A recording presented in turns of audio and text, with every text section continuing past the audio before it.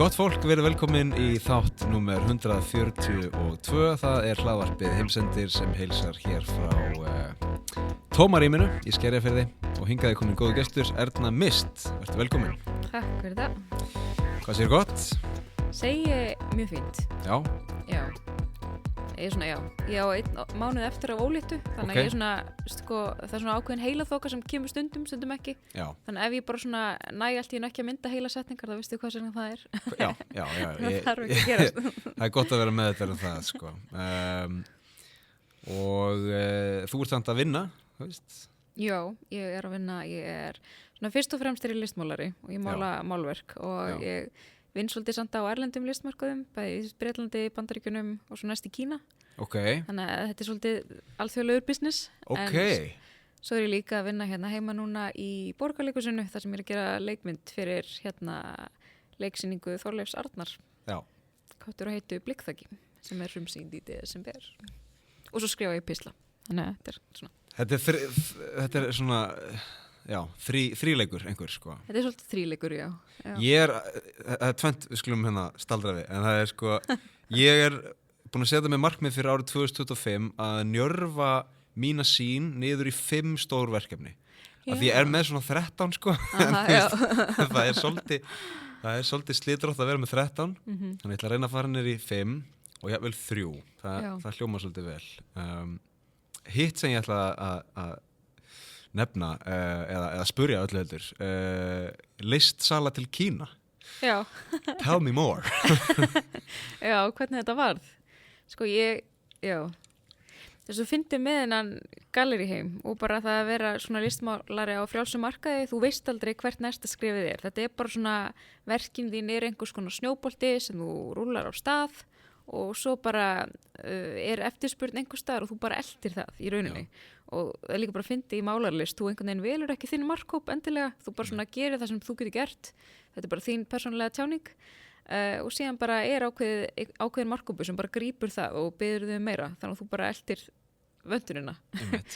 Og þetta er einmitt sko, að því ég var að sýna út í Los Angeles fyrir árinu í janúar myndi ég, út í Bandaríkjunum og síðan kom í ljós eftir opnununa, að því að verkin seldust öllu upp, að sko einhver 4 verk höfðu selst til Kína. Já. Og ég fór eitthvað að hugsa þetta og þá kom í ljós líka sko fyrir sýningin sem ég hefði verið með út í LA í fyrra, þar fóru líka alveg nokkur verk til Kína. Okay. Þannig að það er augljóslega, þú veist, það er einhver samhljómur þarna, það er einhver markhópur þarna sem ég þekki ekkert nógu vel og það er símur ekki, og það endar í rauninni með því að að einn af þessum söfnurum, kínversku söfnurum, hann hefur samband um mig og segist að hafa keypt þess að bæði verk á fyrri og seinni sýningunum minni og vilji kaupa fleiri. Okay. Og ég segi, ok. Og hann vill þess að kaupa 3 verk af mér bara beint. Þannig að ég fyrir að mála einhver 3 verk hérna heima og sendi síðan til Hong Kong. Já. Og þá segir hann, en ertu til í að gera díl um mig? Og ég segi, ok, hvernig díl? Það er oft sko svona safnarar sem eru líka galleristar sem vita að þeir geta gert svona díla. Já. Og þá spyr hann hvort að megi fá ákveðin afslátt af verkunum gegn því að redda mér engasýningu út í Kína. Eða þess að út í Hong Kong til að byrja með. Ég sagði bara ok, ég held bara fyrst að þetta var einhver trúður sko.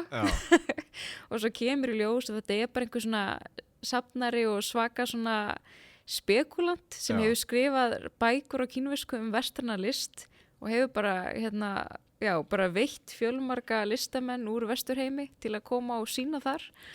Þannig að það er allt í hennu bara dagskrá. Og fylgjaði ákveðinu svona hlutir líka sem ég finnst rosalega áhugaverðir eins og hann tók fram, að því að sýningi verður síðan í Beijing, það var ákveðið. Okay. Og þá tekur hann fram svona menningarlega hluti sem ég þarf að venja mig á, til dæmis það má ekki vera nakin á málverkunum og eitthvað svoleiðis. Það er spennandi. Tiny little sensor. Já. Svona, fyndið að fá að upplifa það líka. Já, Kína er að koma mjög sterkt inn og hann búin að vera að gera það í 3 áratugum, cirka. Já. Ég var að gæta daginn 2 svona heldri japansk hjón. Þau voru hjón með 3 starfsmenn, eða þú veist, gæt, bílstjóra og einhvern veginn hópstjóra sem er svona einhver sem fylgir þeim allt ferðalagið en þau voru mjög vel stæðið sko og svona þau gert vel í viðskiptum en kallinn sko, hann átti mjög eftirminnilega línu sem myndi mig á, þú veist, línu úr Lord of the Rings sem var eitthvað sko í Lord of the Rings þar er línan, þú veist The age of man is over, the age of the orcs has begun þú veist hann sagði basically öld Japana er búin öld Kínverja hefur runnið upp þú veist, og hann bara svona þú veist, þetta er bara staðan, nú er bara Kína uppi og Japan er bara ekki uppi lengur alltaf annarkvort þú veist, og það er kannski mitt svona svolítið sírosöm hjá þeim, sko ég persónulega held að þetta sé miklu meira í flæði, skilur, eða svona upp núna og kannski niður á morgun en ég væri mjög til að fara til Kína, mér finnst það mjög spennandi land ég hef náttúrulega aldrei, ég hef genið svo komið til Asíu Nei Þannig að ég hef engan samanburð. Nei, ég hef bara komið til Tævan og sko samanborið við Japan þá voru þeir staðir í Tævan þar sem ég var, sem var bara í Taipei. Það var svona, ég hefði viljað hafa túlk. Túlk, já. Eða bara leiðsögumann, skilur, því að ég komst ekkert á enskunni. Ég komst bara ekki neitt, skilur. Ég komst ekkert áfram á enskunni. Og ég get ímyndað mér að meginlandið sé svipað. Einmitt, þetta er góð punktur. En þú verður örugglega með huga að þessu, vonandi. Vonandi. Og er þetta bara á döfinni einhvern tímann á næstu árum? Eða? Já, bara einhvern tímann á næsta ári. Einhvern tímann á næsta ári, já. Líka svo fyndi mér hennar Gallerí heim, ég fæ eftir ekki að vita fyrir mér svona 2 mánaða fyrirvara, ok, nú verður sýning eftir 2 mánuði. Og það hefur 2 mánuði. Þannig þetta er rosa svona spontant. Já, þú ættir nú að sko dokumentera, þú veist, það væri að gera einhverja skemmtilega heimildamynd þú veist, þetta? Bara að fara til Beijing, fara til Asíu fyrsta sinn og klárlega, sýningu. Klárlega. Já. Það er svo óbúslega framandi eitthvað, skrítin tilhugsun. Já, það væri gaman að heyra hvernig það fer, sko. Ok, þetta er þríleikur, það er listmálun sem verð mestum tíma í, vantarlega. Já, ég myndi segja það, já. Og er það, þú ert með stúdíó eða?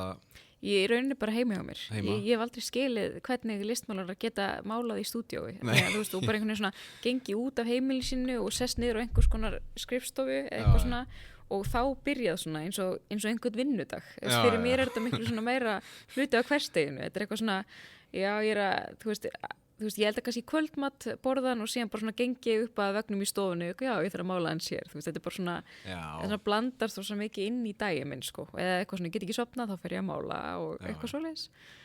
Já, og þú nærða svona hreinsa smá út úr kerfinu, þú veist, jafnt og þétt, þar að segja svona að hugmyndin siti ekki bara föst í kollinum einhvern veginn. Það er enda kannski það sem er svolítið trikki við að vinna heima. Vinnan fer aldrei úr hausnum eða svona svolítið og þetta er alltaf svona, þú veist, málverk út allt svona stöðugar áminningar að maður sé ekki búið með einhver verk eða eitthvað svoleiðis. En svo finnst mér svo fátaklegt að taka þetta niður. En já. En það verður alveg áhugavert einmitt, eftir að ég eignast barn, hvort að það verði möguleiki eða hvort ég þurfa að gera eins og svo margir að bara neyða mig í að fara út úr húsi líka og vera með vinnu aðstöðu annars staðar. Já, ég meina, maður hætti kannski prófa það, sko. Ok, og svo er hitt leikhúsið og pistlarnir, er eitthvað verklag í kringum pistlaskrif eða er það bara sami pakki, bara það kemur einhver hugmynd og þá er bara farið í lyklabólið? Það er svolítið þannig. Það er bara svona, það er eitthvað að gerist í samfélaginu og ég þarf að svara því, eða þú veist, ef það gerist eitthvað svona sem ég finnst kalla á mig. Og oftast ef það er eitthvað svona ástand í gangi sem ég skil ekki alveg. Þú veist, fólk er að takast á eitthvað og ég spyr sjálf mig, hvað er fólk raunverulega að takast á Er ekki eitthvað svona undirliggjandi debatt hérna í gangi? Þú veist, fólk segist að rífast þetta, en það er raunverulega að rífast eitthvað annað. Og þá kannski sest ég niður og reyna áttum á því hvað það er. Þú veist, hvaða undiröldur þetta sem eru að rekast á þarna. Og upp úr því, koma oft pælingar, sumar sem halda vatni og sumar ekki. En mér finnst þetta svona skemmtileg leið til að nálgast pistlaskrif. ég er ekki að reyna miðlengunum bóðskap eða að fá fólk til að kjósa mig eða eitthvað svoleiðis af því að þú veist, ég er náttúrulega bara ekki þannig penni. Já. Heldur er þetta bara meira svona að reyna að komast að einhvers konar sannleika eitthvað í kringum mig. Og er það, þú veist, þetta er ekki ein alla, ég meina, þú veist,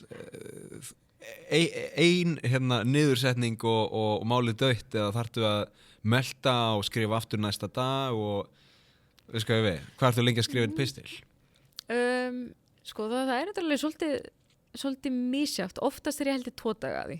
Okay. Þú veist, ég skrifa hann á einu degi en svo bara svona til að skoða hann daginn eftir svo ég vita að ég hafi ekki verið í einhverjum svaka æsing að daginn áður, bara til að vera svolítið svona sóper og lesa hann aftur yfir, þú veist, er ég að móðga einhvern eða eitthvað svona, já.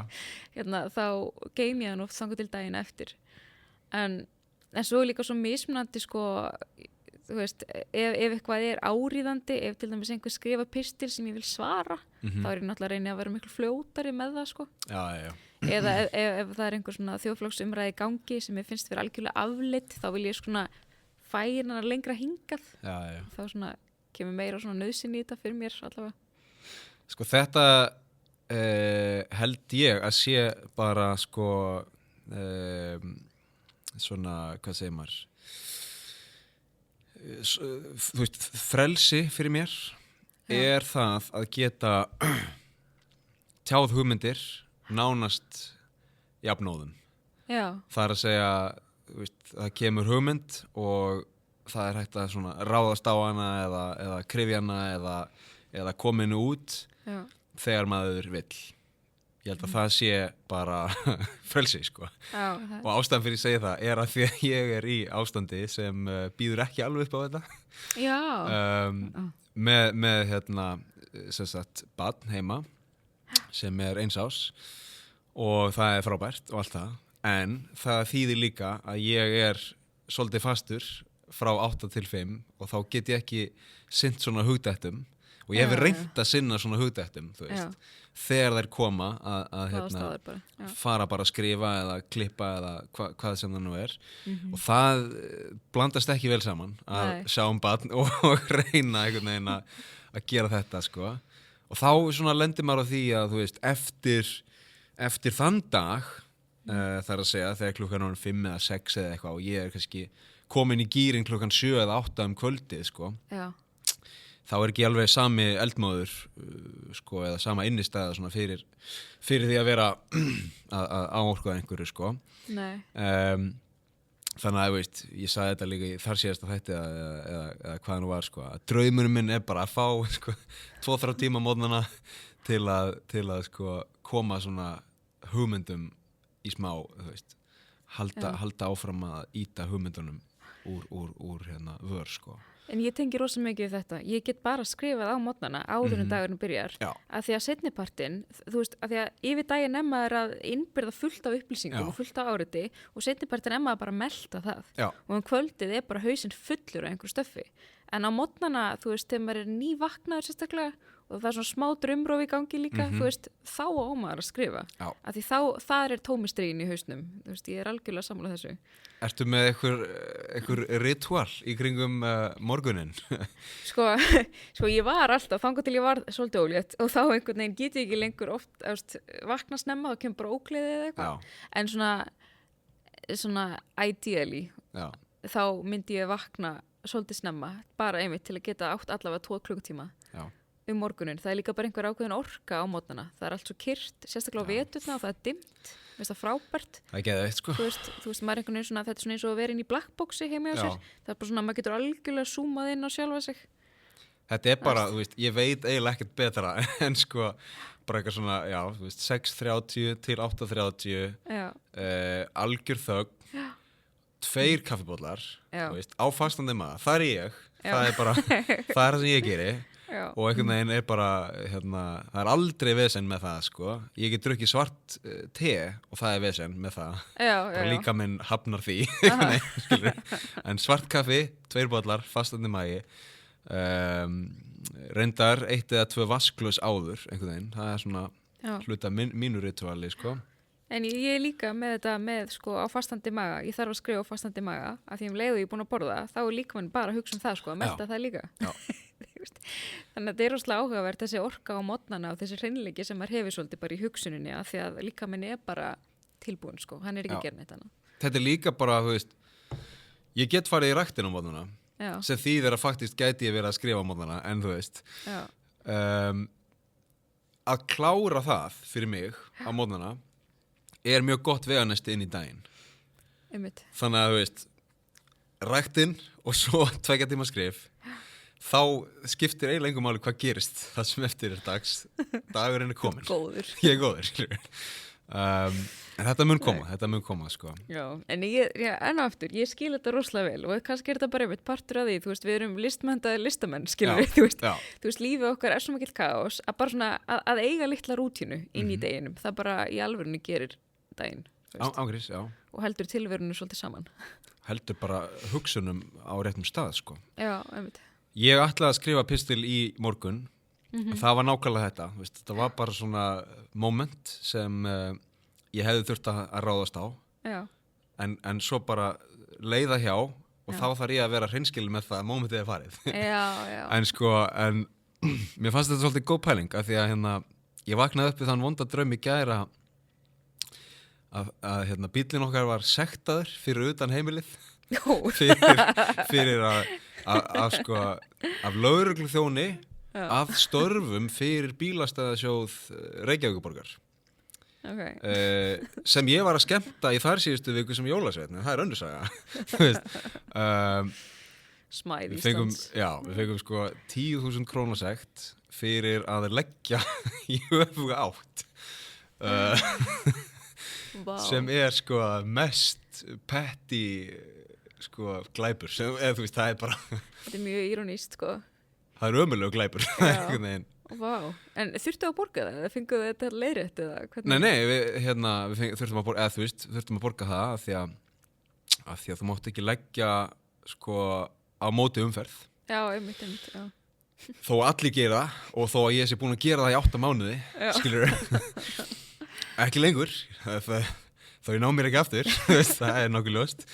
En þetta svona, og ég ætlaði að skrifa pistil sko með sem sagt fyrirsögninni Björgum Reykjavík brjótum lög svona, að hvetja fólk til að dæla alveg vel inn í borgarsjóð með því að leggja öfugt af því að ég meina það er bara greinilegt ef að borgin að senda lögregluna út klukkan 10 á sunnudagsmorgni að sekta borgarbúa fyrir að leggja bílnum í öfuga átt þá er hann eitthvað innan tómur sjóðurinn ég held að það sé niðurstaðan. Já, meinar, þetta sé bara svona gert í svolítið svona hagræðingarskyni, bara svona hvað getum við aðeins bætt í? Já, maður hefur heyrt þetta út á landi, sko, það er svona, þú veist, það vantar svolítið pening nú skulum við taka eina umferð og sjá hvort við náum ekki Á hvað þetta fyndið? Já, nú þarf að passa sig, sko, nú bara, þú veist. Ég náttúrulega ekki á bíl, ég hef aldrei upplegað þetta að vera sagtu, sko. Já, þetta er, hvað þá að vera tekin fyrir ofhraðan akstur? Nei, einmitt. Þú veist, ég hef verið tekin á 106, sko. Já, ok. Sem er svona líka, þú veist, lögbrot, vissulega, en þú veist, það er ekki glæpamanna lögbrot, skilur eða þú veist, það er svona Nei. Það er svona aðeins yfir. Það er í smávægilegri kantinu. Já, það er samt 50 skall, sko. Já, ok. Þannig að, og kona mín satt í bílnum og hún sagði bara, þér var nær. Hún tók enga þátt í þessu. En að öðru, sko, við búum á Íslandi, þú hefur búið erlendis. Já. Hvernig finnst þér samanburðurinn að búa á Íslandi og að búa erlendis? Já, ég bjó svolítið í London svona í 3 ár. Já. Og eða svona, ég tel 1 ára eða ekki með þegar COVID ár og þá var maður alltaf flakkandi fram og tilbaka. Já. En þetta eru svo ólíkir heimar að svo mörguleiti og það er svo margt sem ég sakna við London en það er líka rosalega, það var rosalega margar ástæður til að koma tilbaka.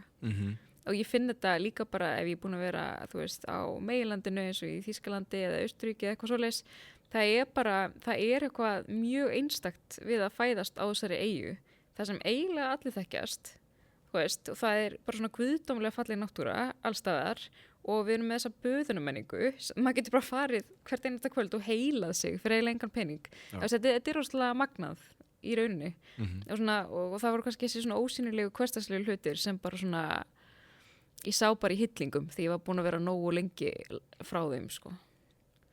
Tengir eitthvað af þetta þegar þú varst í Japan? Já, mjög mikið sko. Ég elska Japan sko og ég fann mig alveg mjög mikið í þeirra baðhúsamenningu sem er svona að mörguleiti svona formfastari sko. Já. Það er að segja að þú veist það er hitamælir alltaf svona onni öllum baðkörum sko, að það er að segja til að halda algjörlega réttu hitastigi 43 gráður og það má ekki flökta. En á Íslandi er þetta svona, hann er 37 til 9, skilurðu. Já. Við erum hvort þeir mætt til að spjalla, þannig að hann má vera í velgri kantinum. Já. Þetta er rosa mikið svona social space. Já, þetta er social space. Úti er þetta meira að sko baka sig. Já. Og svona, þú veist, ég fann það mjög mikið úti að hérna, ég gæti tekið klukkutíma í mjög heitu baði, mjög heitri sánu og það sama, er ekkert flögt á henni, þú veist, eitthvað, við glindum að kveikja á henni, hún er að hitta sig eitthvað svona, þú veist, eins og er oft með sánurnar hér, það eru svona stundum góðar og stundum ekki, sko, hún er bara nákvæmlega á réttu hittastigi og svo tekið kalda og svo, þú veist, aftur í heitt bað og ég tók svona klukkutíma alltaf úti þar sem ég bara bakaði burt hugsun. Já, það er bara svoleiðis. Og þú bara algjörlega núllstilaði. Já, algjörlega, sko. En þú veist, jú, þegar ég var úti þá fann ég mjög mikið sko hvað Ísland er næs, skilur og hérna og já, ég veit ekki hvað er, þú veist ég er alltaf að spegla mig í til dæmis myrkrinu sko, af því að kona mín fílar ekki myrkrið. Nei, já. Og ég eiginlega svona ég einhvern veginn ég fíla myrkrið, eða þú veist, ég fíla bara myrkrið og sumrið og ég fíla eiginlega allt við Ísland og vonda veðrið trufla mig ekki mikið, þú veist, ég var í útilegu fyrir 4 dögum, skilur. Já, vá. Ég er alveg smá ruglaður. Nei, en ég meina, þú veist, eins og veðrið, mér finnst kalda veðrið, sérstaklega þegar kannski svona, þú veist, smá rigning og smá vindur en ekkert eitthvað ómikið, mér finnst það svo frískandi og ég bara hugsa skýrast í þannig veðri og ég átta mig svolítið líka á því, þú veist, ég hérna framleiði fleiri málverk og ég skrifa fleiri pistla á veturna heldur en á sumrin og það hefur örugglega líka eitthvað að gera með myrkrið, þú veist, það er bara, þú veist, þegar ljósin slokna fyrir utan þá bara færist fókusin inn á við, það bara gerist að einhver leiti og innra lífið verður meira lifandi og maður byrjar að þurfa að ímynda sér hluti og það er svona, þetta er kannski eina ástæðanu fyrir því að það er svona óbúslega margir listamenn á Íslandi með við höfðatölu. Við erum örugglega heimsmeistarar eins og mörgu. Ég held það sko. Að dunda sér svona, þú veist, og þetta er svona það sama. Ég lít á, þú veist, það er mitt að skrifa eða þú veist, ef að fólk er að gera tónlist eða skapa ykkur list eða eiga ykkur samræður eða þú veist, hitta fólk og þú veist, eða bara partí, skilurðu, þú veist. Þetta er alltaf eitthvað að gera. Já. En hérna ég hef heyrt frá mörgum sko, það er svo lítið að gera á Íslandi. Já. Að það verða að vera eitthvað svona aktivitet. Já, svona eventar. Einhver event eða, þú veist, fara hingað og gera þetta, þú veist. Í Japan þá gátum við alltaf farið í karaoke eða farið að gera þetta eða farið eitthvað svona, farið bara í eitthvað moll og varið heilum degi þar. Já. Og það er einhvern veginn, og ég segi alltaf, þú gerir það ekkert á Íslandi, skilur, þú bara heldur matarboð og svo spiliði borðspil, eða skilur, eða þú veist, býður vinum í, þú veist, whatever, eða þið farið í bústað, eða... Já, við erum svolítið upp á hvort annað komið hérna. Já, ég meina... Nei, þetta er rosalega áhugavert, þetta er eins og því ég var út í London, það er óbúslega auðvelt að búa í svona stórborg einn. Að því einmitt, eins og þú segir, það er endalösi viðburðir og, þú veist, kvöldin mörkuðust svo mikið á því, þú veist, ef það var ekki einhvers konar, þú veist, útgáfuteiti í þessari bókabúð þarna, þá voru, þú veist, tónleikar þarna eða listopnum þarna, það var alltaf fullt prógram öll kvöld, því það er náttúrulega bara endalust frambúð af menningarefni og stöffi til að gera. Og það sem gerist í þannig aðstæðum er að fólk er óbúslega opið fyrir að kynnast nýju fólki. Þannig að mér leið eins og, þú veist, hvert einasta kvöld sem ég fór út, þá kynntist ég nýju fólki, þú veist, og það er eitthvað sem maður gerist mjög sjaldan á Íslandi. Maður er eiginlega rosa mikið í sínum hring, einmitt, þú veist, halda einmitt sín matarboð eða, þú veist, hitta sína vina á kaffihúsi. Maður fer miklu minna einn til dæmis á djammið hér, en úti er það bara fullkomlega eðlilegt. Eða, þú veist, margir veitingastæðir í London, af því að þetta er svona borg sem er svona hönnuð fyrir svona young professionals. Þú veist, fólk er mikið að koma þarna annarkvort til að læra eða til að vinna. Það er engin börn eftir í London. Þetta er også svona, fólk kemur til að læra og vinna og síðan flytur einhvert annað. Þannig að, þú veist, aldurinn þarna er bara svona ungt fólk svolítið og veitingastæðirnir vita þetta og þeir eru eiginlega bara hannaðir með það í huga að flestir koma þangað til að sitja einir.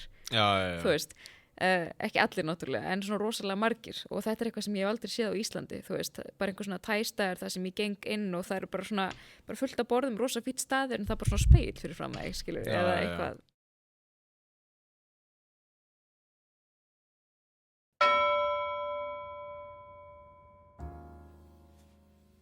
Þessi þáttur er í boði Bíóparadís sem er besta kvikmyndahús á plánetunni jörð. Þarf alltaf að vera inn að sjálfsögðu nörd. Og það eru 3 myndir, eða 2 myndir og síðan fleiri myndir sem ég vil kynna fyrir ykkur í dag. Við skulum hafa þetta stutt af því að í síðasta þætti þá var þetta 4 mínútur. Við skulum hafa þetta 1 mínútu. Ok. Fyrsta mynd, The Empire, þetta er sci-fi grínmynd frá Frakklandi. Lítið þorp sem verður vígvöllur fyrir svona einhvers konar stjörnustríð. Ég veit ekki hvort þetta sé tengt Star Wars, en þetta er svona eitthvað í ætt við það. Myndin er textuð á íslensku og ensku. Langar ykkur að sjá sci-fi grínmynd á frönsku, The Empire. Næsta mynd er Emilia Pérez, glæpasaga eiturlyfja barón sem vill hefja nýtt líf sem kona. Spænsk bíómynd, 7 á IMDb, sumir pæla bara í því, 7 á IMDb, það er bara nokkuð gott, það er mjög gott sko. Vann evrópsku kvikmyndaverðlaunin 2024 og fekk eitthvað svona 20 mínútna standing ovation á Cannes, skilurðu. Þannig að Emilia Pérez, ef ykkur langar að sjá, hún er líka í þessu, hún Selena Gomez, hvað er ég, 12 ára? Selena Gomez er í þessari mynd. Herðu, síðan er gott fólk, jólapartysýningar, ok, desember, smekkfullur af veislu. Die Hard 1, 13. desember, Home Alone, 14. desember, Love Actually, 14. desember, Lethal Weapon, 20. desember, Elf, 23. desember, Edward Scissorhands og svo geti maður lengi talið. Það er fáránlega mikið að frétta í jólapartysýningaprogramminu hjá Bíóparadís og almennt bara, þú veist, það er náttúrulega bara alltaf gaman að fara í paradísina. Kíkið á þetta og meira á bioparadís.is. Síðan er það gott fólk, heimsendafjölskyldan, það er fólkið sem borgar mér laun fyrir að gera þessa þætti og ég þakka þeim kærlega fyrir stuðningin. Þið hinn sem eruð ekki á Patreon, endilega skoðið möguleikan á að gerast áskrifendur á Patreon. Þar eru annar hver þáttur alltaf þar eru allir þættir en annar hver þáttur er opinn eins og þessi, en síðan eru hinir hverjir þættirnir lokaðir bara á Patreon. Það eru 3 lofsteinar, Þorgeir Pálsson, Discover True North og skilaboð til alheimsins. Maðurinn er laginn við að lista upp vandamálin sín en hann kann illa að reikna hamingjuna. Þetta er svona, þið getur prófað frítt í 7 daga, kíkið á það, heimsendir.com/Patreon. Ég segi þetta alltaf, þetta er ekki rétt. Patreon.com/heimsendir.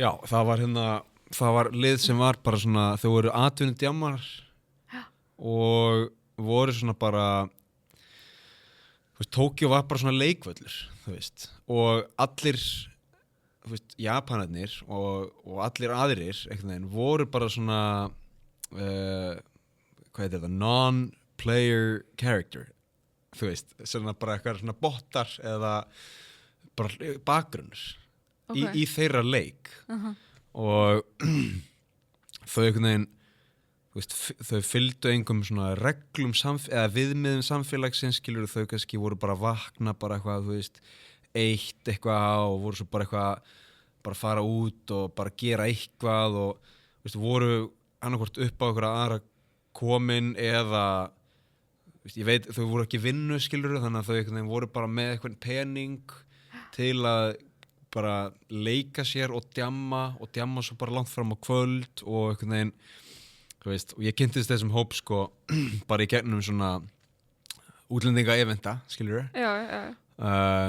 og hérna svona bjór og sígaretturpartí, mjög mikið þannig í Tókíó, allir reykja og mér fannst þetta bara svo áhugavert sko líf, þú veist, og ég svona hugsaði, þú veist, ég var alveg til að prófa þetta í sko í einhverjum svona sýndaveruleika eða þú veist, ég var til að upplifa þetta en ég var ekki til að gera þetta, skilur Nei, en þú myndir ekki vilja skipta þínu raunveruleika á þessu Nei, en einhvern veginn í einhverjum svona sci-fi framtíðar, þú veist, sýndarveruleika þar sem þú getur bara tappað út í 1 ár þínu lífi og prófað eitthvað annað í 1 ár, skilur þá var ég alveg til að prófa þetta því að Tókíó er svona fullkomin leikvöllur ótrúlega örugg borg á sumrin er enda mjög heitt en það er oft svona það heitt að það er eins og sért innandyra, utandyra þannig að þú veist þetta er bara svolítið eins og svona Truman Show pæling sko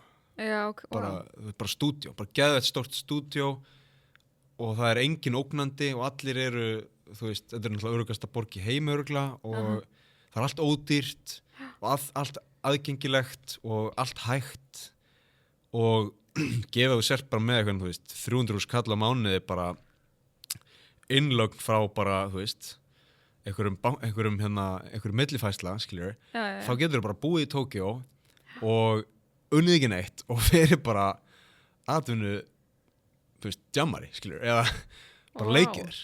Vá, við erum bara félagsfélag. Já, en þú veist, svo ímyndi ég mér alveg, þú veist, það er alltaf bara versta martröð í heimi að djamma dælega, skilur. Já, einmitt. Hörmung. En það er bara það sem þetta lið gerði, sko. Vá, já, það er náttúrulega eitthvað svona karnívalist við djammið sem má ekki verða hversdagsleika. Nei. Þetta er bara eitthvað svona, þarf að vera... Það er uppskýru, hátíð, það þarf að vera frávikið. Já, nákvæmlega, sko. En þú veist, en er húsnæðisverðið ekkert úrslega hátt, er ekki úrslega dýrt að leiga? Jú, en svo eru þau öll bara í einhverju, sko, 10 herbergja sérhás og borga, þú veist, 50 skall á mánuði. Já, Svo bara búa öll saman í kommunu og eru bara, þú veist, elda bara saman og það er bara svona, það er ekkert sem þau þurfi ekki að skilunin af sér nema kannski að sækjum vísa einu svona ári. Já, náttúrulega engin komið börn eða neitt svo. Engin komið börn, þú veist, og sambundin eru þá bara eitthvað svona innan hús, skilur. Vá. Þetta er alveg hella þetta, sko. Eitt góðu vinur minn er, þú veist, hluti af þessu samfélagi. Já. Og hann er tæknilega séð, sko, tónlistarmaður og fatahönnuður, en þú veist, hann vinnur ekkert, hann er bara atvinnu, þú veist, ekki playboy í þeim skilningi að hann sé eitthvað á kvennafári, en þú veist, hann er bara leikur sér, hann gerir ekkert nema að leika sig, þú veist, eins og barn, en bara gaman að fylgjast með því, skilur. Já, verður gaman að skapa svona aðstæður á Íslandi. Já. En svona, þú veist, það er ekki að gæti verið alveg óbúslega örugg borg líka, sko. Já. Þú veist, einmitt, ef prísarnir var ekki svona óbúslega dýrir, ef við getum einhvern veginn svona stilt þetta af, sko. Það er það, svo er náttúrulega veðrið, sko. Já, reyndar. Þú getur dáið í Reykjavík, skilur. Það er alveg rétt. Það er erfiðar í Tókíó, nema kannski úr hita, við getum dáið úr hita. Já, á sumrin. En það er gott upp á Íslandi. Sérðu fyrir þér að fara út einhvern tímann aftur? Já, ég er náttúrulega, núna er ég náttúrulega svona vinnstundum úti og svo líka er náttúrulega kærasti mér vinnur svolítið úti þannig að ég hopp oft þangað líka. Þannig ég fæ alveg svona, ég fæ ekki innilokunarkenndina sem ég fekk rosalega ofta á Íslandi. Já. Ef ég er búin að vera inn í ólangan tíma þá bara þurfti ég út. Já. Bæði bara til að sjá nýtt fólk og bara svona sjá nýja hluti og alls konar þannig. En ég get alveg ímyndað mér að fara einhver tíma til London og vera til dæmis í svolítið langan tíma. Hvað, er London bara go to pælingin? Ég ætla fyrir mér náttúrulega því að þetta er enskumælandi borg og ég kann náttúrulega bara að tala íslensku og ensku. Þannig að þú veist það er náttúrulega Bretland eða Bandaríkin eða Ástralía, skilur. Suður-Afríka. Og Suður-Afríka, satt. Ég veit ekki hvort að húði mín að vera sammála loftslaginu þar. Nei. En ég held sko að því að þú veist, ég verið svolítið í Bandaríkinu, verið svolítið í Bretlandi og það er bara eitthvað við Bretland, hún er svo óbúslega menningaleg, London. Eða Lundunir, góður í íslensku. Þú veist, New York og Los Angeles, mér finnst að vera að einhverju leiti innantómari borgir. Allavega það byrtast mér þannig og ég var einu að tala við galleristan minn út í LA og ég var eitthvað að spyrja hvort að það væri vona einhvers konar gagnrýni á sýningunni sem vorum að halda. Já. Og hann eitthvað gagnrýni, það les ekki fjölmiðla í LA. Já, einmitt. Fannst eiginlega bara svolítið fyndið, var náttúrulega svona svolítið að djóka en samt ekki. En allt annað í New York, sko. Þessi fjölmiðlar eru svona mjög umfangsmiklir og bara allt önnur menning. En mér finnst Bretland, London er svo skemmtilega því hún er svo ógeðslega menningaleg. Svolítið eins og, þú veist, Vín á meilandinu. Hún er svo rosalega menningaleg að sem listamaður þá er þetta bara svo mikið veisla, þú veist. Þú veist, ég er ekki frávikið, þú veist, það er ekki skrítið að vera eitthvað svona gett mikið inn í menningu eða eitthvað svoleiðis, hún er bara út um allt. Og það er eitthvað svona við það. Já, ég horfi til Evrópu, sko. Mér finnst það skemmtileg næsta pæling, sko, ekki alveg strax. Nei. Nokkur ár, en mér finnst líka skemmtileg pæling að hafa base á Íslandi og geta séðan svona farið í ferðir, sko. Já. Og ég hef vel lengri ferðir, mér finnst svona 3 mánuðir, sko, finnst mér svolítið skemmtileg pæling, en það verið þá kannski Japan, af því að það er nú þegar orðið annað heimili fjölskyldunar, sko. Já, einmitt. Svo er einmitt svo áhugavert, sko, hvað tekur rauninni stuttan tíma fyrir mann að finna svona heimilistilfinningar gagnvart einhverjum stað. Og núna fæ ég stundum svona heimþrá eftir London. Sem ég held ekkert endilega ég myndi fá. Veist, það eru bara, maður er þarna í einhvern x tíma og maður bara tengist einhverjum tilfinningaböndum. Algjörlega. Veist, það er eitthvað þar sem er ekki annar staðar og þú saknar þess stundum. Já, við erum oft svona svolítið sko mónísk í monotónísk sko í hugmyndinu heimili eða heima, þú veist. Já. Bara það er bara eitthvað eitt eða þú verður að velja á milli eða eitthvað svona en bara í mörg ár hef ég átt 2 svona heima, þú veist. Já. Og mér líður alltaf eins og ég sé komin svolítið heim þegar ég kem til Japan og það er margt þar sem ég bara fæ ekkert á Íslandi og upplifi ekki á Íslandi. Þannig að ég ætla að ríghalda í þessi 2 heimili og kannski fá mér eitt í viðbátt, sko. Já. Það er alltaf maður svolítið að dæma sig til svona einhvers konar klopnings þegar maður er búin að búa á fleiri stöðum. Maður verður alltaf klofin einhver leiti. En þetta er rosalega áhugaverð spurning með heimili, þú veist, það getur verið margir staðir og svo getur heimili líka bara að það þarf ekki að vera staður, getur verið manneska. Þetta er svo oft, ég sé til dæmis oft þegar fólk hættir í svona langtíma samböndum að, þú veist, ég held að stór partur af hverju það er svona erfitt að jafna sig á því er ekki bara því þú ert í ást og sorg, heldur að því að þú upplifir bara tilfinningalega heimilislausan. Þú veist. Það er því að maður getur held ég verið sko veraldlega og tilfinningalega og andlega heimilislaus að einhverju leiti. Og ég meina eins og þegar ég var nýflutt til London, þú veist, ég var ekki heimilislaus, ég átti heimilið þar, en ég átti ekkert félagslíf, ég þekkti ekki neitt, þá er ég svona félagslega heimilislaus, veistu hvað við? Þannig að heimili á sig kannski svolítið svona margar merkingar. Já, maður þarf að finna sér sinn hóp og sitt heimili í heiminum, sko. Já. Hvað þú varst í framboði? Já. 9. sæti. 9. sæti. Svona framboði og ekki framboði, svona bæði. Ok, þú varst á lista? Já, ég var á lista, já. Og þú veist, var einhver inngangspunktur hvað finnst þér framtíð Íslands? Eða getum við, ég var að tvinna þetta saman? Já, gerum það. Sko, þetta var rosalega spontant ákvörðun sko, eins og hjá rosalega mörgum sem ákveðu bara svona spontant að vera í frambóð því að stjórnin sprakk og það var einhvern veginn svona, þú veist, það var svo margir möguleikar í loftinu og allir voru eitthvað, hver að fyrir frambóð og hvernig vera flokkanir og eitthvað svoleiðis og ég bara svona, já, ég ætla að prófa þetta. En það var aðalega held ég svona af listrænni forvitni. Þú veist, eins og þú kannski sem leikari, þú veist, þegar þú fer inn í hlutverk, það er bara forvitnilegt að fer inn í nýjar aðstæður og vera í kringu nýtt fólk. Þú veist, það gefur mann eitthvað. Já. Og ég fór svolítið inn í þetta á þeim fórsendum, langar bara að sjá hvernig þetta virkaði. En komst þú náttúrulega að því að það er svolítið galið að vera í frambúði fyrir flokk ef þú hefur ekki tekið neitt þátt í að mynda stefnu flokksins til dæmis. Þá maður bara einhvern veginn komin og þú veist, allt málefnastarfið þannig séð það er búið eiga sér stað.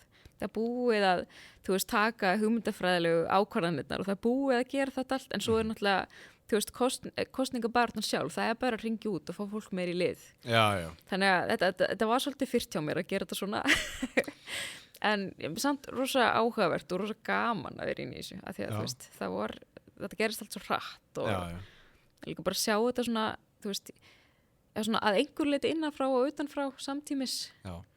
En það sem ég fílaði ekki við þetta, að vera í frambóði, það var að pirslarnir mínir voru lesnir öðruvísi. Já. Og ég fann það rosa sterkt að mér finnst skemmtilegra held ég að greina ástandið frekar en að taka þátt í því. Já. Af því að mér fannst það var eiginlega sama hvað ég skrifaði. Já. Fólk í öðrum flokk var bara ósamálaði. Já. Og fólk í mínu flokk var samálaði. Og það myndaðist engin alvöru umræð eins og á að gera í kringu svona pirsla. Það komið stimpill. Já, svona flokkspólitísku stimpill. Já. Og sem ég, kannski er þetta forðast að einhver leiti og verið í einhvers konar pólitík, en ég fann að þetta fór í mig, sko. Já. Að, og kannski ástæði fyrir því að listamenn er ekki mikið endilega að blanda sér inn í pólitík, sem ég finnst af synd. Ég held að ætti að vera fleira listamenn í pólitík. Já. Ég held að það vanti. Það þarf einhvern talsmann. Já, þú veist, það eitt og sér. Bara fá eitt listamenn inn í menningarráðuneytið, þú veist. Ég meina, þetta er náttúrulega ágætis sko leiðari yfir í punkt sem ég finnst mjög áhugaverður eða spurningu sem er sko bara svona hvað er list á sko efnahags rófinu eða skalanum kvarðanum, þú veist, hvar fellur list inn í efnahags landslægið á Íslandi. Einmitt. Og í heiminum í raun. Já. Það sko, já. Og það er náttúrulega, þú veist, ég held að þessi búið að margsanna það hvað þjóðir og samfélög græða mikið á list þegar til lengur tíma er litið. Ég meina, ég setti pening í bækur og höfundarnir verða þýddir erlendis, þú veist, þeir verða nógu góðir og þetta skila sér allt tilbaka. Já. Eða þú veist, já. Ég myndi alveg halda að, þú veist, það var einhver að tala um þetta daginn eitthvað, fyrir hverja eina krónu sem við sitjum í listur og menningu fáum við 3 tilbaka eða eitthvað. Þetta var eitthvað svona módel.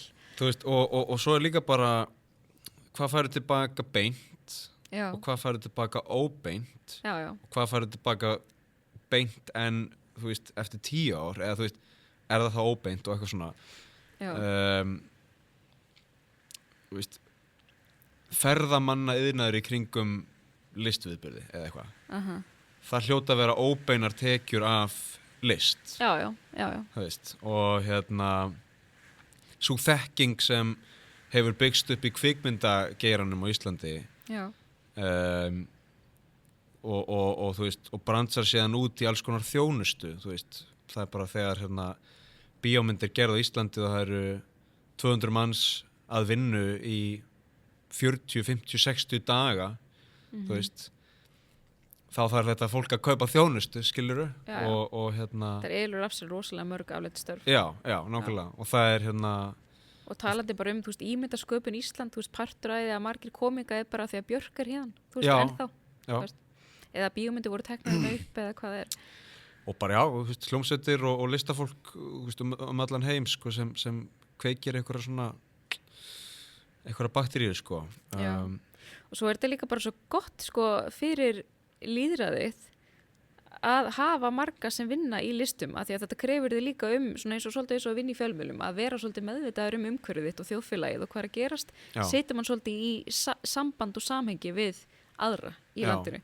Þú veist, á meðan kannski eins og við tökum annan bara eins og ferðarþjónustuna, þú veist, þar erum við meira bara svona að skapa láglaunastörf og ekki mikla svona innbyrðis tengingar innan stéttarinnar við þjóðfélagið endilega. Nei. Þú veist. Nei, og jafnvel ekki innan stéttarinnar sjálfrar heldur. Nei. Þú veist, ég sem leiðsögumaður Já. hitti mjög sjaldan leiðsögumenn. Já, ég að segja það Ég hitti alltaf bílstjóra. Þú veist, það svona tvíeykið, sko. En hérna, nei, menn þetta mjög, þú veist, og sá bransi líka mjög svona svolítið stefnu laus, finnst mér, sko, innanfrá séð. Já. Ekki utanfrá. Ég hef ekkert kynnt mér utanfrá, ég hef ekkert kynnt mér heildarstefnu eða heildarsýn ferðaþjónustunnar eða eitthvað svona, en innanfrá séð þá er þetta bara nokkrir bekkjarfélagar úr leiðsögumannaskóla Íslands eða eitthvað, skilurðu? Já. Og svo er restin bara verktakar bara héðan og þaðan, sko. Já, ok. Bara, og þú veist, fyrir COVID þá var bara alls konar, skilurðu, og svo í COVID þá náttúrulega bara steindrafst það allt og núna er þetta svona, sumir eru komin tilbaka og aðrir ekki og þú veist, og ég hef fengið, sko, þú veist, nei, við ætlum ekki að ráða þig af því að þú ert hérna ekki með leiðsögumannaréttindi og ég eitthvað, fair enough, en ég tala japansku og það gera ekki margir. Já. Og það eitthvað, og svo hringja þau, þú veist, 2 vikum síðar, þú ert ráðinn, þú veist, eitthvað svona, og það er svona... Okay.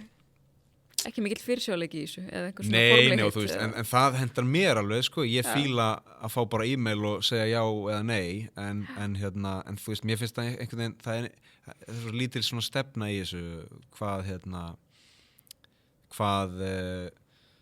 hvert við viljum fara með ferðaþjónustuna og hvernig við viljum, þú veist, skapa einmitt störfin, skilurðu, þú veist, hver er pælingin með leiðsögumenn og bílstjóra og allt þetta. Ég er nefnilega mjög sammálið, þetta er rosalega svona, þessi grein býður upp á óbúslega mörg tækifæri, ferðaþjónustan. Þú veist, ég skil vel hvers vegna útlendingar vilja koma og ferðast til Íslands, þetta er rosalega spes staður, náttúran, menningin og allt. Og ég held að, eins og þú segir, það vantar bara svolítið skýra stefnu, af því það er ekki stefna, eins og þú segir. Þetta er svolítið bara hver að gera sitt í sínu hotni og mjög margir að gera það, af því að við vitum að getum grætt að því. En ef við skoðum til dæmis borg eins og London, það sem er bara svona, hún er eiginlega að drukkna í túrisma, en samt er hún óbúslega menningarlega sterk. Og það er að því að þeir hafa náð að beina túrismannum inn í leikusinn, inn á söfnin, inn í þessa stofnanir og í rauninni bara reka þessa stofnanir á túristapenning. Heyr. Það er hversu frábært ef við næðum því á Íslandi, skilur við, þú veist, að því það er svo margir sem vilja koma hingað. Já, ég meina, þú veist, nú er ég ekkert, sko, endilega allt og hrifin af styrkjakerfinu, en ég meina, þú veist, það mætti vera einhver sérklása í einhverju styrkjakerfi varðandi, sko, að setja upp sýningar sem eru aðgengilegar án tungumála, sko, skorða eða skilurðu, að það sé þá bara, ég veit ekki, að tungumál þurfi ekki að vera breyta í því. Já. Eða einmitt bara vera með hreinlega sýningar á ensku yfir sumartíman. Yfir túristatíman, eða bara textaðar kannski á ensku. Já, þú veist, eða skilurðu, eða á ensku, gott og vel, en þá kannski líka á íslensku einhvern tímann seinna, eða þú veist, að samloka það með íslensku, íslenska, enska, íslenska, ég veit ekki, en allavega eitthvað, bara stefna, þú veist, bara gera eitthvað. Standa náttúrulega bara auð á sumrin. Já, algjörlega, og ég meina, þú veist, húsin út á landi, þú veist, leikhúsin út á landi, félagsheimili, standa náttúrulega bara auð, bara alltaf, skilur, nánast, nema þegar þorrablót eða þegar einhver tónlistarmaður er að túra eða eitthvað, skilur. Nákvæmlega. Og svo er þetta svo fyndið að það er einhver svona túristasýning í Hörpu, ég veit ekki hvort hún er í gangi ennþá, sem fjallar eitthvað smá svona íslenska menningu eitthvað, þetta er bara einhver svona einleikur eða eitthvað, ég veit ekki alveg, ég hef ekki séð þetta, en ég hef heyrt að þetta sé ógeðslega vinsælt, að þetta er basically eina leikus og ensku sem þú finnur í íslenska menningu. Já, algjörlega. Þú veist, ég held að sé alltaf eftirspurn eftir þessu þegar fólk kemur til borgar þá vill að kynnast menningunni, sko. En við erum ekkert endilega að bjóða upp á það. Nei. Og líka náttúrulega bara svo mætir á Laugaveginn og einhver búðir lundasjoppa. Já. Þú veist. En það er líka bara, þú veist, að búa til eitthvað rými fyrir það. Á hverju er ekki 10 Tjarnarbíó, eða þú veist, eða 10 sinnum Tjarnarbíó, 10 sinnum Tjarnarbíó deilt með 2. Eða sinn, þú veist, kannski helmingi minna rými, en svona, þú veist, fleiri rými þar sem hægt að vera með tilraunir. Ég meina, við erum í tómarýminu. Bara eins og í Þýskalandi, þú veist, ekki einhver svona 200 ríkisreikin leikhús í Þýskalandi eða eitthvað svoleiðis. Og þess vegna það svona lifandi þar, og þess vegna það best þar, þú veist. Já, þetta er allt bara einhver ákvörðun sem tekin í einhverju stjórnsýslu. Já. Þú veist, rennur peningur þangað eða ekki. Ef að ég færi framboð, þá myndi ég vilja gerast svona greinandi listarinnar sem iðnaðar á efnahagskvarðanum. Já, einmitt. Og það er náttúrulega rosalega áhugavert að þetta er bara einn af stærstu brönsunum út í London, bara málverkabransin, af því þetta er náttúrulega bara rísa markaður, listmarkaður. Þess fólk hefur alveg mismunandi skoðanir á honum af því hann er svona missvartur og allt það. Já. En ég meina það er sjúklega mikill peningur í þessu. Ef við, þú veist, okkur erum við ekki með meir svona stærri listmarkað á Íslandi. Já. Ég veit það ekki. Það er bara svona lítil hefð fyrir að vera með, þú veist, svona málverkamessur eða svona listamessur eins og Frís og Art Basel og eitthvað svoleiðis út í Bandaríkjunum og Bretlandi og víðar í Evrópu og í Asíu líka náttúrulega að þú veist, það eru þetta listamessur þar sem gallerí koma saman og eru með sinn bás og þú veist, og þú veist líka að sem gallerí ef þú nærð að komast inn á einhver ákveðna messu þá ert á einhverjum ákveðnum standard. En hérna er náttúrulega engin messa fyrir þessi gallerí, hérna eru bara svona gallerí hér og þar og eitthvað svoleiðis, eitt af þessum galleríum eða kannski 2 fara eitthvað svona út og vera að kynna íslensku listamennina. En þetta er rosalega svona, þetta er alveg svolítið svona markaðsskatt sem ætti alveg fylla líka. Að það er svo mikið listamennum hérna. Þú veist, að taka bara virkari þátt á alþjóðlegum listmarkaði. Þú veist, eins og ég fer á Frís í London og eina íslenska gallerí, það er náttúrulega E8 með sína listamenn og aðsóknin á þetta er svo gífurleg og peningurinn er svo mikill. Þú veist, maður getur bara rétt svo ímyndið sér tekjurnar sem væri hægt að fá af þessu. Ágrís, það er bara endalaust af tækifærum til að sækja tekjur, skilur. Ég bara, þú veist, ef það er þetta fjármagna list með eftirspurn, skilur, þá er það bara Guðs velkomið, sko. Já. Af því að, þú veist, já, ég veit ekki, það eru þarna rosalega mikil verðmæti sem við gætum verið að sækja meira. Ég sé það, sko, ég sé bara tækifæri í þessu og ég sé, þú veist, maður alltaf bara eftir COVID-tímanum þegar, sko, þegar fólk lifði á list, kannski svona afmörkuðum kímalistar eða svona, þú veist, alltaf fólk var mikið að glápa sjónvarp, skilur, en líka, þú veist, hlusta á tónlist og lesa bækur og hvaðina. Já, ég held að listin eigi mikið inni, sko. Já. Af því að þú veist, af því að eins og með ferðamanna iðnaðinn sem, gott og vel, er bara hjúts iðnaður og býr til fullt af störfum og margt gott hægt að segja hann, en hann er kannski svolítið stefnulaus og ungur. Já. Þú veist, list ef að það er einhver iðnaður sem er spurning, þá er það líka bara kannski stefnulaust og á að vera það áfram, en okkur er aldrei talað list eins og, þú veist, það tekjuskapandi, starfaskapandi, þú veist, tækifæris kúlu sem það geti verið, skilur. Já, ég held að sé líka, það er alltaf þessi feimni listamanna og annara að tala list sem einhvers konar fjáröflunartækifæri eða eitthvað svona kapitalist fyrirbæri eða eitthvað svoleiðis. Þetta á að vera svo mikið ástríðustarf og svo mikið hugsjónastarf og þetta á að vera svo áreynslulaust og eitthvað þannig að það er feimni við það.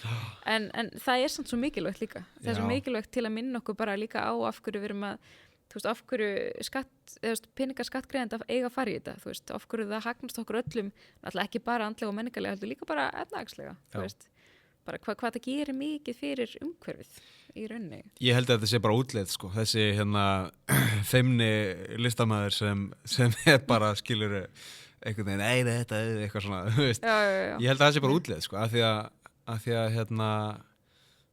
með komandi tæknibreytingum og tækninýjungum og bara hvernig þróunin mun verða í sko bara á vinnumarkaði, þú veist, þá held ég að listin muni koma sterk upp, sko. Já, það mun borga sig að vera skapandi. Já, það mun borga sig að vera skapandi. Það mun borga sig að vera skapandi, eða skemmtilegur, eða frumlegur.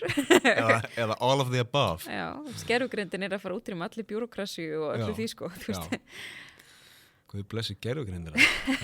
Já. Vonum bara hún taka ekki jobbin á okkur líka.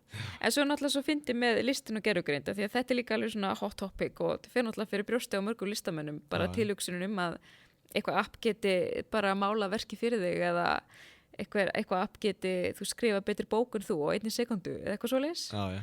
En svo er náttúrulega málið að vill maður lesa bók sem engin manneskja skrifaði? Veist? Nei, ég held ekki og ég held að sko þetta sé alveg síðasta víið. Já. Og það sé svolítið langt í það víi falli að því að þetta er bara ekki það bara meikar ekki sens sko að gervigreindin muni skara fram úr á þessu sviði. Nei. Hún er ekki til þess fallin. Nei. Veist, hún er til þess fallin að lesa lagabálk Íslands á 10 sekúndum og úrskurða einhverja þú setur inn einhverja setningu eða spurningu og hún les bálkin og les öll fordæmi í lagasögun whatever, og kemur með niðurstöðu. Að greina svona upplýsingar og súmera upplýsingar á mjög skömmum tíma, það er hún. Hún vinnur með gögn. Hún vinnur með gögn, sko. En að skapa eitthvað nýtt sem höfðar til fólks á því augnabliki í þeirri búblu sem til er talað, allt þetta, eða einmitt að því að oft er sko, segjum bara að þú færir leikhús og þú hefur hugmynd hvernig upplifunin mun verða, en svo einhvern veginn snertir sýningin þig á allt annan hátt og snertir einhverja taug sem þú hefur kannski ekki verið meðvitaður í svolítinn tíma. Hvernig ætti gervigreindin að geta að fatta það, skilur? Nei, nákvæmlega. Hvernig á hann að fatta hughrif? Já, held ég að. Ég var daginn að reyna að hlusta á hljóðbók sem lesin var upp af gervigreind og það varði ekki lengi. En svo er náttúrulega áhugavert, ef gervigreindin verður það góð, deepfake verður það gott, að þú getur, valið þér bók og sett við gervigreindina, lestu þessa bók eins og kona mín myndi lesa hana og hún myndi herma fullkomlega eftir konuðinni. Það væri creepy. Já, það væri creepy. Það væri þá kannski hægt að vinna eitthvað með það og gera eitthvað skemmtilegt, sko. Já.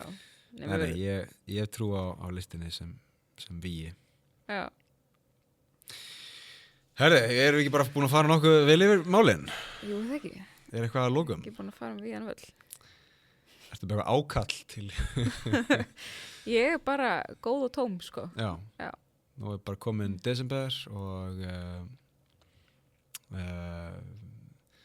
ég ætla að fjalla það svolítið í næsta þætti hvað mér finnst alltaf áhugavert skilin sem áramótin markera sko svona andlega. Það er að segja ég sé svona sjónrænt fyrir mér árið enda og nýtt ár byrja. Já.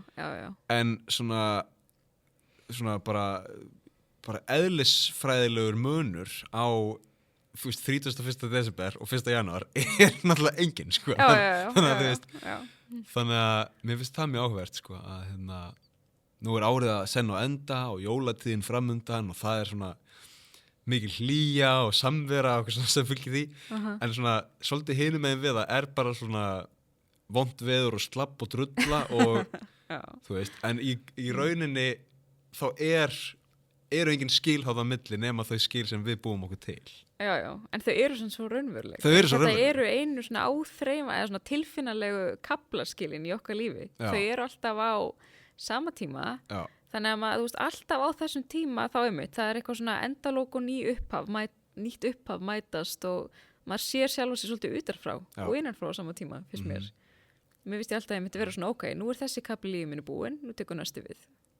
Já, það er svo sem alveg holdt, sko. Já, þó maður breytist ekkert milli 30. og 1. Nei, nákvæmlega. Ertu með áramótaheit? Er ekki bara eitthvað 9. desember í dag?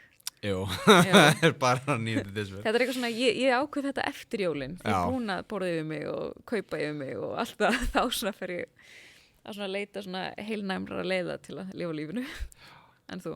Ég var nú bara ákveðað að síðust helgi af því ég fór hana í útilegu og mér leiði svo ógeðslega vel, sko. Ég var svona líkamlega alveg farinn en andlega mjög góður, sko. Bara að fara í útilegu. Ég elska að fara í útilegu, sko. Það er gott áramótaheit. Já, og áramótaheiti er sem sagt að fara í eina útilegu á mánuði, taka 12 á næsta ári allavega. Svo ég held að það sé vel geranlegt, sko. Og hendar vel svona einmitt þegar maður er að ala upp barn að oft fara í eina útilegu. En reyndar frá kannski maí, þá ætla ég að vera dulur að taka strákin með í útilegu. Já, það er fallegt. Já. Og það er líka bara gaman, sko. Þú mútt kannski kynast því, sko. Þau sofa vel í útilegu. Já, það. Kalda loftið, sko, það er bara, 14 tímar, bara no problem. Já, ok, bara varin og svo ég vakna úti. Já, allavega á ferð. Leið og ég stoppa, það var það búið, sko. Já, ok. Já, spennandi tíma í vændum. Já. Herri, ég segi bara góða jólatíð framöndan. Takk, sömuleiðis. Og góð skil framöndan áramótin. Og takk fyrir gott spjall. Sömuleiðis, það var mjög gaman.